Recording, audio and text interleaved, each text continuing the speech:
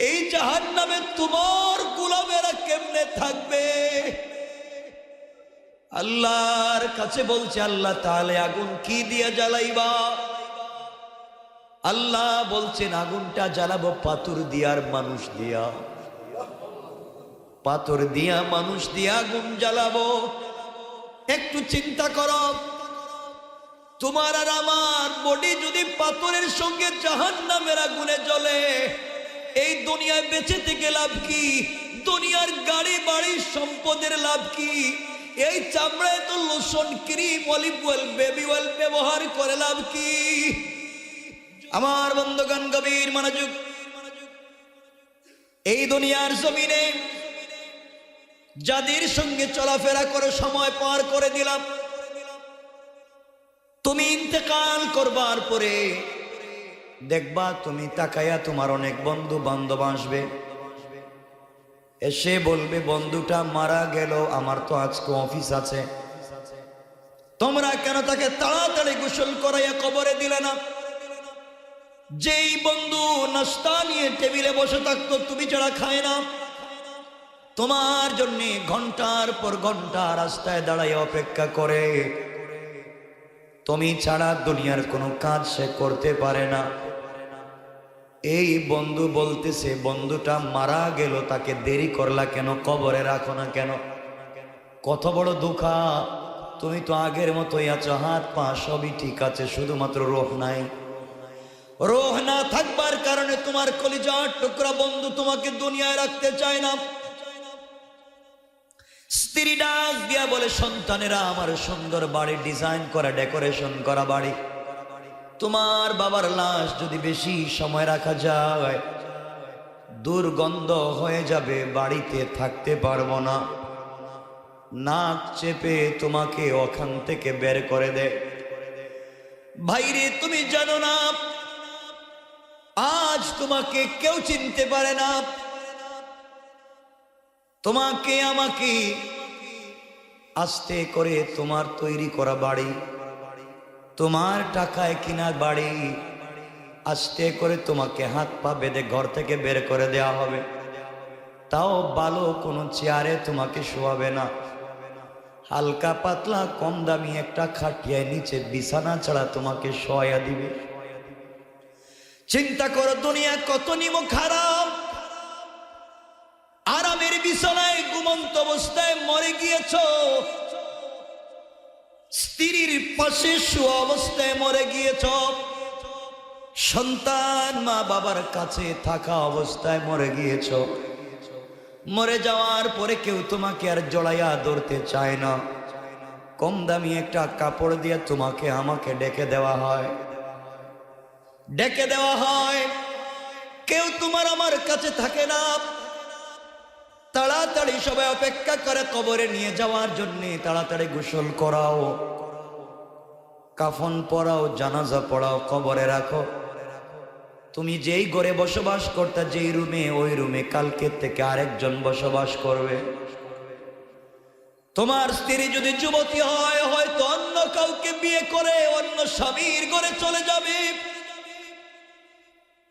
অন্য স্বামীর ঘরে গিয়ে সংসারী হয়ে যাবে, তোমার কথা তার মনে থাকবে না। কার জন্য দুনিয়ার জমিনে তো কষ্ট করলা? যেই সন্তানের জন্য তুমি এত কষ্ট করেছো, এই সন্তান বিয়ে করে সেও সংসারী হয়ে যাবে, স্ত্রী সন্তান নিয়ে সেই ঘুরবে।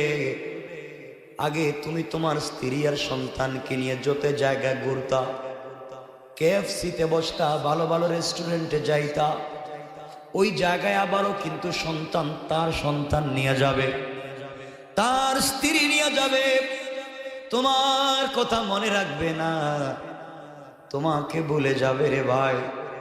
তোমার কষ্টে উপার্জন করা বাড়ি তুমি থাকতে পারলা না, সব কিছু ধোঁকা, সব কিছুকে ফেলে যেতে হবে। সুতরাং দুনিয়ার জমিনটাকে ধোঁকা মনে করে এইভাবেই চলতে হবে। আমার মুসলমান বন্ধুগণ, কবরের ভিতরে তোমাকে আমাকে রেখে সবাই চলে আসবে, সবাই তো নিমক হারামের মতো মাটি চাপা দিবে, দুনিয়ার জমিনে কোন মানুষ যদি বিপদে পড়ে যায় সবাই দৌড়াইয়া যায়, কিন্তু কত নিমক হারাম দুনিয়ার মানুষ আপনি চিন্তা করেন। নিজের বাবাকে কেমনে নিজের হাতে মাটি চাপা দেয়, নিজের মাকে কেমনে মাটি চাপা দেয়। যে সন্তানকে মা জিন্দেগির দীর্ঘ সময় ক্যারি করলো, পেটে করে, বুকে করে, কুলে করে, এই সন্তানকে মা কেমনে মাটির নিচে শোয়া দেয়। নিজে সুস্থ মস্তিষ্কে তোমার উপরে মাটি চাপা দিয়া দেয়। পাগল না, একেবারে সুস্থ মস্তিষ্কে তোমার আমার উপরে মাটি চাপা দিবে। একজন দিবে না, সবাই মিলে দিবে। ভাইরে, এই দিনের কথা চিন্তা করেন, সবাই কেমন নিমক হারাম। যার সঙ্গে উঠা বসা করলা, আজকে তারাই তোমাকে আমাকে কবরে চাপা দেয়। ঠিক নেই? এই জন্যে কিয়ামতের দিনে আল্লাহ রাব্বুল ইজ্জত ওয়াল জালাল বলবেন, গোলাম, জান্নাতে যদি যেতে হয় নেকি নিয়ে আসো। জান্নাতে যেতে পারবা না, তুমি নেকি নিয়ে আসো, সওয়াব নিয়ে আসো। আল্লাহর গোলাম চিন্তা করবে, আল্লাহ তাআলা দুনিয়ায় তো সবার জন্য সবকিছুই করলাম, আমি যাই নেকি তো নিয়ে আসতে পারবো। সবার আগে এই গোলাম কার কাছে যাবে? আল্লাহ কোরআনে বলে দিয়েছেন, ইয়াউমা ইয়াফিরুল মারউ মিন আখিহি ওয়া উম্মিহি ওয়া আবিহি ওয়া সাহিবাতিহি ওয়া বানিহি। আল্লাহ বলেছেন, কিয়ামতের মাঠের মানুষ আল্লাহ যখন বলবেন যাও কিছু নিয়ে আসো, জান্নাতে যেতে হলে কিছু লাগবে, ওই সময় কিয়ামতের মানুষ দৌড়াইয়া সবার আগে যাবে তার আপন ভাইয়ের কাছে। ভাই দৌড়াইয়া ভাইয়ের কাছে যাবে। আল্লাহ বলছেন, ইয়াউমা ইয়াফিরুল মারউ মিন আখি। সর্বপ্রথম ভাই দৌড়াইয়া ভাইয়ের কাছে যাবে। এর ব্যাখ্যা হলো, ভাই যদি দুনিয়ার জমিনে কোনো গন্ডগোল পাকায়, কোনো ঝামেলায় পড়ে যায়, কোনো মারামারি শুরু হয়ে যায়, কোনো জায়গায় বিপদে পড়ে যায়, সবার আগে দৌড়াইয়া কিন্তু ওই জায়গায় আপন ভাই হাজির হয়ে যায়। ভাই বলতে চায়, তুই দোষ করছস না গুণ আমি জানতে চাই না, তুই দোষী নাকি অদোষী আমি জানতে চাই না, আগে তোকে যে মারছে, যে গালি দিছে ওকে পিটামো। সত্য মিথ্যা, ন্যায় অন্যায় জানতে চায় না, সত্য মিথ্যা বুঝতে চায় না, ন্যায় অন্যায় ইনসাফ বুঝতে চায় না। কারণ তার ভিতরে যেই রক্ত, ওই ভাইয়ের ভিতরে একই রক্ত। ভাই ভাইয়ের প্রতি এত দরদশীল, এত ভালোবাসা। কয়, ভাই তুই অপরাধ করতে পারিস, আগে ওকে আজকে পিটাই।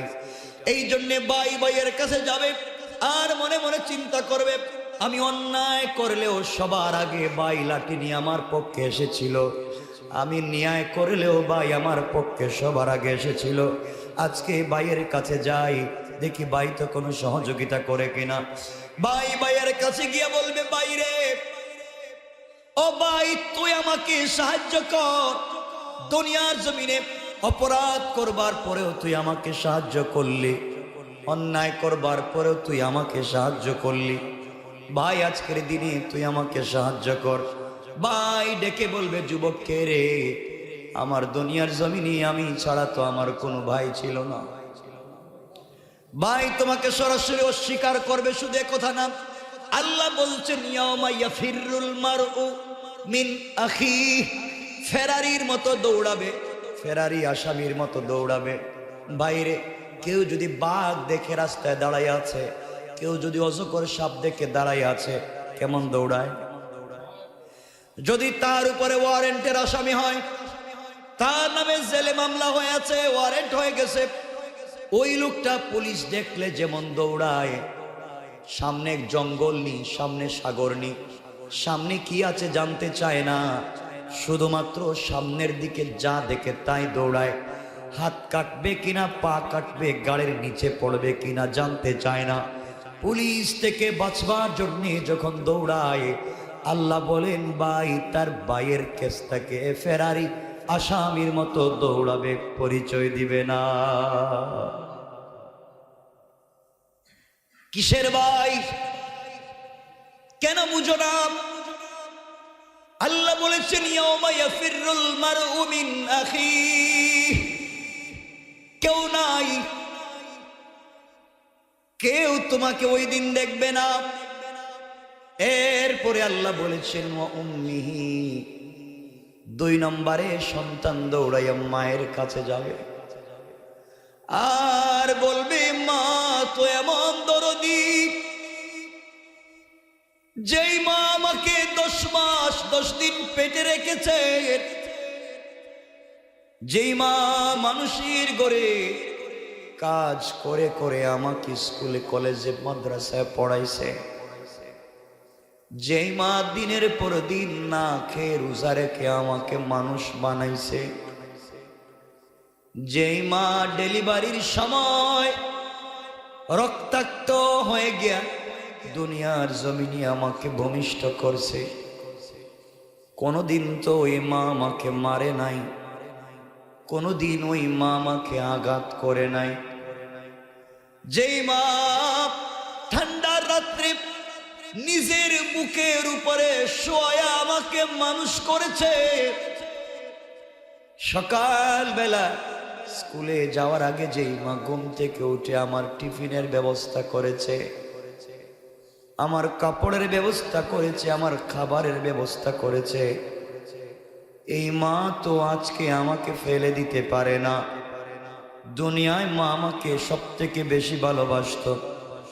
সন্তান দৌড়াইয়া মায়ের কাছে যাবে আর বলবে আম্মা জান, ও মা আমি তো বিপদে পড়ে গেছি মা, দুনিয়ায় তুমি আমাকে কত সহযোগিতা করেছো, দুনিয়ায় তুমি আমাকে কত সাপোর্ট দিয়ে বড় করেছো মা, আজকের দিনে তোমার কাছে একটা নেকি চাই, বিপদে পড়ে গেছি। মা ডাক দিয়া বলবে যুবক, কে তোমাকে আমি চিনতে পারি নাই, দুনিয়ার জমিনে আমি কোন ছেলেকে বিয়ে করি নাই, বিয়ে করলাম না, তুমি সন্তান কোত্থেকে আসলা? সন্তানকে মায় ভাবে অস্বীকার করবে। এবার সন্তান দৌড়াইয়া বাবার কাছে যাবে ও আবিহি, আর মনে মনে ভাববে বাবা তো ওই জিনিসের নাম, যেই বাবা সকাল থেকে সন্ধ্যা পর্যন্ত গাধার মতো খাটুনি দিয়ে কাজ করে কর্মচারী হয়া আমার জন্য বাড়ি করেছে, গাড়ি করেছে, মিল ফ্যাক্টরি করেছে, কল কারখানা ইন্ডাস্ট্রি বানিয়ে দিয়েছে, বিজনেস করিয়ে দিয়েছে, যেই বাবা সারাদিন কাজ করে নিজে না খেয়ে আমাদেরকে টাকা দিয়ে স্কুল কলেজ ইউনিভার্সিটিতে পড়াইছে, কত ঈদের দিনে বাবা নিজে নতুন জামা না পরে আমাদেরকে দিছে, আমার বিশ্বাস আমার বাবা আজকে আমাকে ফেলে দিবে না। বাবা পেটে পাথর বেঁধে আমাকে বড় করছে, কিয়ামতের দিন ভুলে যাবে না। সন্তান দৌড়াইয়া বাবার কাছে গিয়ে পায়ে ধরে ডাক দিয়া বলবে বাবা আমি তোমার সন্তান, তুমি আমাকে সাহায্য করো। বাবা ডাক দিয়া বলবে কে রে বাবা? ছেলে তোমাকে চিনি না, আমার দুনিয়ার জমিনে কোনো ছেলে সন্তান ছিল না ভাই, শুধু কথা যদি এখানে শেষ হয়ে যেত মেনে নিতাম।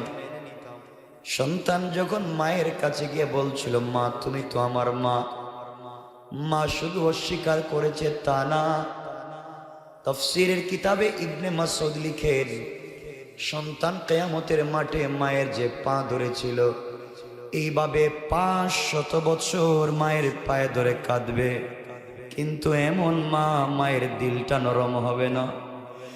500 বছর কান্নার পরে একটা নেকি দিবে না, বরং 500 বছর শেষ হওয়ার পরে এত জোরে লাথি দিয়া বলবে যা তোকে চিনি না। সন্তান বাবাকে ওইভাবে ধরবে, বাবাও বলবে যা তোকে আমি চিনি না। ভাই কার জন্য দুনিয়ায় কি করেছ?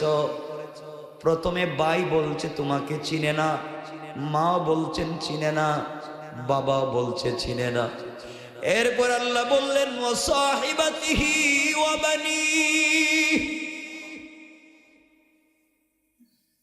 এরপরে দৌড়াইয়া তোমার কলিজার টুকরা বন্ধুদের কাছে যাইবা।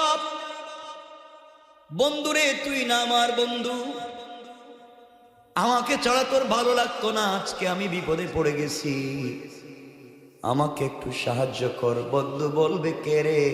তোর চেহারার মতো কোনো মানুষ আমার বন্ধু ছিল না।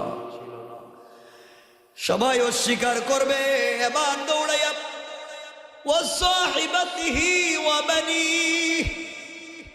স্ত্রীর কাছে গিয়ে বলবে স্ত্রী রে, ভালোবেসে বিয়ে করেছিলাম, প্রথম দেখাতে ভালো লেগেছিল, তোমাকে লাল বেনারসি পরাইয়া অর্নামেন্টস জুয়েলারি দিয়ে আমার বাড়িতে এনেছি, দীর্ঘদিন একসাথে ঘর সংসার করেছি, তুমি আর আমি দুনিয়ার জমিনে কত আনন্দে জীবনটা কাটালাম, দুনিয়ায় গাড়ি করেছি, বাড়ি করেছি, মিল ফ্যাক্টরি কলকারখানা করেছি, সব তো তোমাদের জন্য রেখে আসছিলাম, বলো না আমাকে একটু সাহায্য করো, আমি বিপদে পড়ে গেছি। স্ত্রী বলবে নিমক হারাম বেওকুফ, কে তুমি আমাকে নিজের স্ত্রী বলে পরিচয় দাও? আমি তো বিয়ে করি নাই, তুমি স্বামী আসলা কোত্থেকে? স্ত্রী তোমাকে অস্বীকার করবে, স্বামী তার স্ত্রীকে অস্বীকার করবে। এবার ও বেচারা কোনো পথ না পেয়ে যাবে সন্তানদের কাছে। বানি, সন্তানদেরকে ডেকে বলবে বাবা দেখতো আমাকে চিনিসনি, তোকে না আমি হাত ধরাইয়া ধরাইয়া মার্কেটে নিয়ে যাইতাম, তোকে না আমি দেখাইয়া দিয়েছি এগুলা আমার, তোর জন্য কত বাড়ি গাড়ি সম্পত্তি করে আসলাম। বাবারে আমার যখন টাকা ছিল না, তোকে মানুষ করবার জন্য কোনোদিন দামি এক জোড়া জুতা পরি নাই, দামি একটা কাপড় আমি কোনোদিন পরি নাই, সব তো তোর জন্য রেখে এসেছি, আজকে আমি বিপদে, আমাকে সাহায্য কর। সন্তান ডেকে বলবে কে আপনি আমাকে বাবা বলছেন? আমার বাবা তো এমন না। আল্লাহ বলছেন সবাই সবাইকে বলে যাবে, ওই দিনে কেউ কারো কাজে আসবে না, সহযোগিতা করবে না, শুধুমাত্র নিজেকে বাঁচাও, শুধুমাত্র নিজেকে বাঁচাও। এই জন্যে আমার বন্ধুগণ, এই কঠিন সময় নিজেকে যদি বাঁচাতে হয়, আল্লাহ বলছেন ওই দিন ফামান যুহজিহা আনিন নার, ওই দিন যাদেরকে আমি আল্লাহ জাহান্নাম থেকে নাজাত দিয়ে দিব, ও উদখিলাল জান্নাতা ফাকাদ ফাজ, আর তাকে জান্নাত পর্যন্ত পৌঁছায়া দেব। দুনিয়ার কোনো মানুষ করতে পারবে না, একমাত্র আমি আল্লাহর দয়া ছাড়া। ও গোলাম, কিয়ামতের মাঠে আমি আল্লাহর দয়া যদি তুই চাস, আমি আল্লাহর দয়া যদি পেতে চাস, যখন আমার আরশে আজিমের ছায়া ছাড়া কোনো ছায়া থাকবে না, কাউসারের পানি ছাড়া কোনো পানি থাকবে না, আমি আল্লাহ ছাড়া তোমাকে বাঁচাবার কেউ থাকবে না। গোলাম রে, দুনিয়ায় হায়াত এখনো বাকি আছে, এখনো অক্সিজেন ঠিক মতো যায়, এখনো আমি আল্লাহকে ডাক দে। গোলাম, আমি আল্লাহ কথা দিলাম, যত বড় অপরাধী হ তুই জবান দিয়ে একবার আমি আল্লাহকে আল্লাহ বলে ডাক দে। আমি আল্লাহ তোর প্রতি এত দয়ালু, তোর একটা ডাকে আমি আল্লাহর আরশ পর্যন্ত খুশি হয়ে যা। এই জন্যে আমার বন্ধুগণ, এই দুনিয়ার জমিনে আমরা আল্লাহকে চিনতে পারি না, আল্লাহর পথে আমরা চলতে পারি না। আমার আজকের কথা থাকবে এটাই, দুনিয়ার জমিনে আমরা যা দেখতেছি, আমার তেলাওয়াতকৃত আলোচ্য আয়াতে বলছেন, আল্লাহ বলছেন ওয়ামাল হায়াতুদ দুনিয়া ইল্লা মাতাউল গুরুর, দুনিয়া যা দেখা যায় সবগুলা ধোঁকার ধোঁকা। জাহান্নামের খবর জানো না? জাহান্নাম কেমন জানো না? আল্লাহ যেদিন জান্নাত তৈরি করলেন, জান্নাত তৈরি করে ফেরেশতাদেরকে বললেন, ফেরেশতারা যা দেখে আয়, আমি আমার গোলামদের জন্য জান্নাত বানাইছি, জান্নাতটা কেমন। সব ফেরেশতারা মিলে জান্নাতের ভিতরে প্রবেশ করলেন। দীর্ঘক্ষণ পর্যন্ত জান্নাতের ভিতরে থাকলেন, বের হয় না। আল্লাহ ডেকে ডেকে বললেন, কি রে তোমরা জান্নাত থেকে আসো না কেন? আল্লাহ সবাইকে ডেকে এনে বললেন, জান্নাতে গিয়ে বের হতে চাও না কেন? সবাই ডাক দিয়ে বলছে, আল্লাহ তাআলা তুমি এত সুন্দর করে এত চমৎকার করে জান্নাত বানাইছো, তোমার গোলামেরা যদি এই জান্নাতের খবর পায় তারা কোনোদিন দুনিয়ার ঝামেলায় পড়বে না। তারা দুনিয়া ছেড়ে দিয়া জঙ্গলে চলে যাবে, আর মৃত্যুর প্রহর গুনবে, কোন দিন জানি মরে গিয়া জান্নাতে চলে যায়। এত সুন্দর তৈরি করা জিনিস তো আর কোথাও নাই। হায় আল্লাহ, তোমার একটা গোলামও জাহান্নামে যাবে না, সবগুলা জান্নাতে চলে যাবে, কেউ জান্নাত ছাড়বে না। আল্লাহ বলেন, একটু যাও জাহান্নামটা দেখে আসো।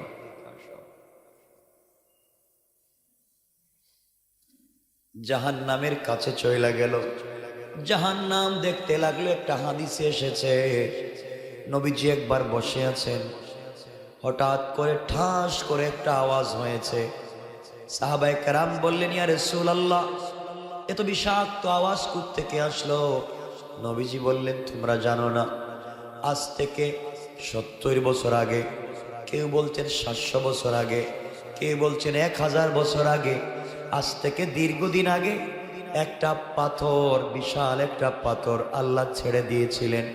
এই 1000 বছর পরে পাথরটা গিয়ে জাহান্নামের নিচে পড়েছে, এই জন্য আওয়াজ হয়েছে। ফেরেশতারা জাহান্নাম ঘুরলেন, 1 মিনিটও থাকলেন না, দৌড়াইয়া বের হয়ে আসলেন। আল্লাহ বললেন, কি ব্যাপার, চলে আসলা কেন? ফেরেশতারা বলছেন, আল্লাহ তাআলা চলে আসছি তোমার পায়ে ধরে মাফ চাই। এটা কি বানাইয়া রাখছো? আল্লাহ তাআলা জাহান্নামের কাছে যাওয়ার 70,000 কিলোমিটার আগেই তো জাহান্নামের আগুন লেগে যায়। হায় আল্লাহ, জাহান্নামের কাছে যাওয়ার 70,000 কিলোমিটার আগে জাহান্নামের আগুনের তাপ লেগে যায়। এই জাহান্নামে তোমার গোলামেরা কেমনে থাকবে? আল্লাহর কাছে বলছে, আল্লাহ তাহলে আগুন কি দিয়ে জ্বালাইবা? আল্লাহ বলছেন, আগুনটা জ্বালাবো পাথর দিয়া আর মানুষ দিয়া। পাথর দিয়া মানুষ দিয়া আগুন জ্বালাবো। একটু চিন্তা করো, তোমার আর আমার বডি যদি পাথরের সঙ্গে জাহান্নামের আগুনে জ্বলে, এই দুনিয়ায় বেঁচে থেকে লাভ কি? দুনিয়ার গাড়ি বাড়ি সম্পদের লাভ কি? এই চামড়ায় তো lotion, cream, olive oil, baby oil ব্যবহার করে লাভ কি? যদি এই চামড়াটাকে জাহান্নামের আগুন থেকে বাঁচাতে না পারি, বাইরে এই জন্যে বের হওয়ার পরে আল্লাহ বললেন, কেন কেউ যাবে না কেন? আল্লাহ এটা কি বানাইয়া রাখছো? এখানে কাদেরকে রাখছো? দেখলাম কিছু ফেরেশতা আছে, কানে শুনে না। কাদেরকে দেখে আসছি, চোখে দেখে না। বুবা দাঁড়াই আছে, হাতের মধ্যে লোহার মুগুর নিয়ে দাঁড়াই আছে, বিষাক্ত সাপগুলা ফনা উঠাইয়া দাঁড়াই আছে। আল্লাহ এখানে কেমনে যাবে? কেউ তো জাহান্নামে যাবে না। আল্লাহ বললেন, আসো। এরপর আল্লাহ জান্নাতটাকে কাপড় দিয়া পেঁচাইয়া দিলেন। আল্লাহ জান্নাতে পর্দা দিয়া দিলেন, জাহান্নামটাকেও আল্লাহ পর্দা দিয়া দিলেন। আর বললেন, এবার জান্নাতটা দেখে আসো কেমন। ফেরেশতারা এবার জান্নাত দেখতে গেলেন, গিয়ে দেখেন জান্নাতে যাওয়া তো মহা কষ্টের কাজ। আল্লাহ লেখা রাখছে এখানে, জান্নাতে যেতে হলে তোমাকে বুকা পাকা কষ্ট, জুলুম, নির্যাতন ভোগ করে আমার পথে অটল অবিচল থাকলে পরে জান্নাতে যেতে পারবা। তুমি কষ্টে পড়ে সবর করো, বিপদে পড়ে সালাত আদায় করো, সম্পত্তি ক্ষয়ে গিয়েছে আমি আল্লাহর পায়ে পড়ে যাও, কষ্টের পথ বেছে নেওয়ার পরে তুমি জান্নাতে যেতে পারবা। যারা আমার দ্বীনের জন্য জীবন দিবে, যৌবন দিবে, বিসর্জন করবে, এরাই শুধুমাত্র জান্নাতে যাবে। আয় আল্লাহ তাআলা, তাহলে তো সব যাইতে পারবে না। ইসলামের জন্য সবাই কোরবানি করতেও পারবে না, জান্নাতেও যেতে পারবে না। যাও যাও জাহান্নামটা দেখে আসো। এবার ফেরেশতারা দৌড়াইয়া জাহান্নামের কাছে যায়, গিয়ে দেখে জান্নাতটাকে আল্লাহ এত সুন্দর, জাহান্নামটাকে এত সুন্দর করে ডেকোরেশন করেছেন, আতন দিয়া, আনন্দ দিয়া, উল্লাস দিয়া, নষ্টামি দিয়া, অপসংস্কৃতি দিয়া, জেনা ব্যভিচার যত দুনিয়ার আনন্দ আছে সবকিছু জাহান্নামে সাজাইয়া রাখা। আর ফেরেশতারা বলছে, আল্লাহ তোমার তো একটা গোলামও দেখতেছি, এখন আর জান্নাতে যাবে কেমনে? ওরা তো দুনিয়ায় যে আনন্দ চাইবে এটাই তো জাহান্নামের আনন্দ। দুনিয়ায় যদি জিনার পথে চলে যায়, ব্যভিচার হারামের পথে চলে যায়, আয় আল্লাহ দুনিয়াটাকে তো তাদের কাছে তুমি সুন্দর করে রেখে দিয়েছো। এই দুনিয়ার চাকচিক্য আর জাহান্নামের চাকচিক্য তো সমান সমান। আল্লাহ বললেন, যারা দুনিয়ার চাকচিক্যে ধোঁকা খাবে তারাই জাহান্নামে যাবে। এই কথা বুঝাই আমার আল্লাহ বলছেন, ওয়ামাল হায়াতুদ দুনিয়া ইল্লা মাতাউল গুরুর। দুনিয়া ধোঁকার জায়গা, তোমাদেরকে ধোঁকা দিয়া জাহান্নামে দিবে। সুতরাং দুনিয়ার আনন্দে উপভোগ করো না, দুনিয়ার লোভ লালসায় পড়ো না, দুনিয়া তোমাকে ধোঁকা দিয়া জাহান্নামে নিবে। আল্লাহর কাছে ফেরেশতারা বলছে, আল্লাহ তাআলা ধোঁকায় পড়ে তো জাহান্নামে যাবে।